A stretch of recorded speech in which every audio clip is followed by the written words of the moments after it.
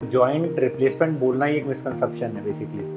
Physiotherapy का लोग बोलते हैं कि ऑपरेशन के बाद फिजियोथेरेपी कराई जाती है तो उसमें बहुत दर्द होता है, बहुत पेन होता है कि सर्जरी किसी एक्सपीरियंस सर्जन ने की है विद परफेक्ट अलाइनमेंट तो इसकी लाइफ 25 से 30 इयर्स आराम से रन करती है। सर आजकल जॉइंट रिप्लेसमेंट को लेके काफी लोग डरे हुए रहते हैं कि क्या हो जाएगा, क्या सेफ है, क्या नहीं है। तो ये ऐसे मिसकंसेप्शंस के ऊपर आपके पास कोई क्वेरी आती है तो आप उसको कैसे टैकल करते हैं, और या ये कितना सेफ है, हम इसको कह सकते हैं कि आज की जो सर्जरीज है कितनी सेफ है आज? देखिए वैसे तो अगर आप मिसकंसेप्शन की बात करें तो जॉइंट रिप्लेसमेंट बोलना ही एक मिसकंसेप्शन है बेसिकली, क्योंकि इसमें जॉइंट रिप्लेसमेंट होता ही नहीं है, इसमें रीसरफेसिंग होती है। हम लोग जो उसकी सरफेस जो खराब हो चुकी है, घिस चुकी है, उसके ऊपर नई एक मेटेलिक कैप या सरफेस डाल देते हैं, तो उसको बेसिकली जॉइंट रीसरफेसिंग बोलते हैं, या हम TKA टोटल नी आर्थोप्लास्टी बोलते हैं, दैट इज नॉट रिप्लेसमेंट। सो बहुत सारे मिसकंसेप्शन के बाद आते हैं कि सर हम सर्जरी करा लेंगे तो उसके बाद ऐसा बोला जाता है कि इसकी लाइफ 5-7 साल रहती है, फिर वापस कराना पड़ता है। तो ऐसा नहीं है, इसकी लाइफ 5-7 साल नहीं है। अगर आपके सर्जरी किसी एक्सपीरियंस सर्जन ने की है विद परफेक्ट अलाइनमेंट तो इसकी लाइफ 25 से 30 इयर्स आराम से रन करती है। दूसरा एक सबसे बड़ा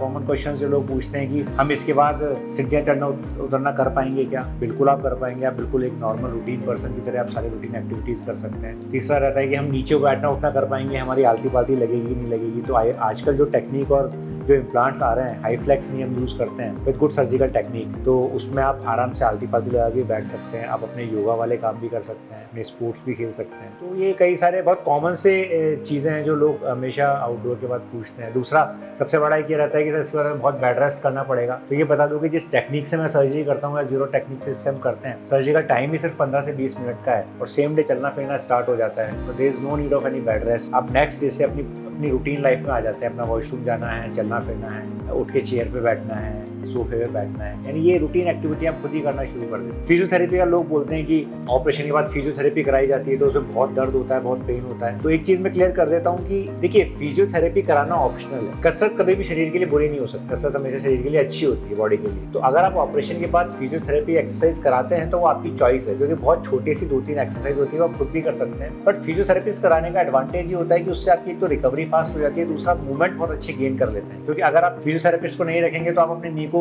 90 डिग्री तक ही बैंड करेंगे। आप जैसे ज्यादा बैंड करेंगे आपको हल्का फुल्का पेन होगा तो आप रुक जाएंगे। वहीं अगर फिजियोथेरेपिस्ट आके कराएगा तो आपके नी के पूरे मूवमेंट को पीछे तक ले जाएगा। इसका फायदा ये है कि आप फ्यूचर में कभी आपको नीचे बैठना पड़ जाए या आलती पालती या क्रॉस तक सेटिंग करनी पड़ जाए तो इजीली कर लेंगे। तो फिजियोथेरेपी कराना कंपलसरी नहीं है, बट इसके एडवांटेज काफी सारे हैं। और जो बात रही पेन की कि फिजियो पेन होता है, ऐसा बिल्कुल नहीं है। पोस्ट ऑफ सर्जिकल पेन बहुत सारी चीजों पर डिपेंड करता है, पेशेंट की खुद की मेंटलिटी पे, उसका खुद का मेंटल लेवल स्टेटस, वो कितना पेन परसेप्शन है उसका। दूसरा आपकी सर्जिकल टेक्निक कैसे उसको बैलेंस किया गया है, कैसे आपके फिजियोथेरेपिस्ट आपकी फिजियो करा रहे हैं। तो हर सर्जन की अपनी एक पर्टिकुलर फिजियो की टीम होती है, पर्टिकुलर लोग होते हैं जो फिजियोथेरेपी कराते हैं, उनको उनका फिक्स पैटर्न पता होता है। तो ये सारे बड़े बड़े मिथ हैं जो सर्जरी से।